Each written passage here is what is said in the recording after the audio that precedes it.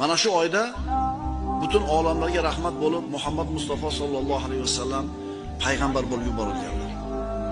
Rasululloh sallallohu alayhi vasallamning mana shu oy kirganda sahobalarga bir bashorat qilib aytgan bir qancha hadislarni o'qiymiz.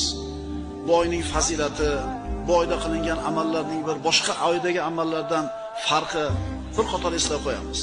Payg'ambarimiz sollallohu alayhi vasallam marhamat qiladilar, Imom Ahmaddan bu hadis: tahqiq ustingizga Ramazon oyi keldi, muborak oy.